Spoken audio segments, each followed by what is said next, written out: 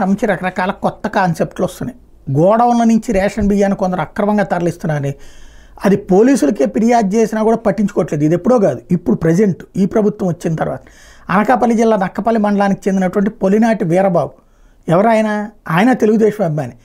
చివరికి పోలీసులు పట్టించుకోక లోకలోడు పట్టించుకోబోతే తెలుగుదేశం పార్టీ కార్యాలయానికి వెళ్ళి మంగళగిరిలోని తెలుగుదేశం పార్టీ కేంద్ర కార్యాలయంలో ప్రజావేదికకి వెళ్ళి మరీ కంప్లైంట్ చేశారు. అక్కడ మాజీ మంత్రి పీతల సుజాత, మాజీ ఎమ్మెల్యే కోమాలపాటి శ్రీధరు నిన్న వెంతలు స్వీకరించిన సందర్భంలో గ్రామాల్లో నిర్వహించే రెవెన్యూ సదస్సులో కూడా భూ సమస్యలు పరిష్కరించుకోవాలని చెప్పేసి సూచించడం ఇట్లాంటివన్నీ జరిగినాయి. అయితే మెయిన్ పాయింట్ ఏంటంటే రేషన్ బియ్యం గోడౌన్ల నుంచి మామూలుగా అయితే గోడౌన్ నుంచి డీలర్కి వెళ్ళి డీలర్ నుంచి ఎండిఓ వెహికల్ దగ్గరికి వెళ్ళి ఎండిఓ వెహికల్ దగ్గర నుంచి జనానికి వెళ్ళి ఆ జనాల దగ్గర తినేస్తున్నారు, లేకపోతే డీలర్ తినేస్తున్నారు, లేకపోతే వెహికల్ వాళ్ళు తినేస్తున్నారని ఇప్పటిదాకా కాదు, అసలు గోడౌన్ నుంచినే లేపుకెళ్ళిపోతున్నారు అన్నటువంటిది వచ్చి అక్కడ కంప్లైంట్ ఇవ్వడం అన్నటువంటిది అది కూడా తెలుగుదేశం పార్టీ కార్యాలయంలో ఇప్పుడు జరుగుతున్నాయి అన్నటువంటిది ఇవ్వడం అన్నది ఇంపార్టెంట్ అయింది.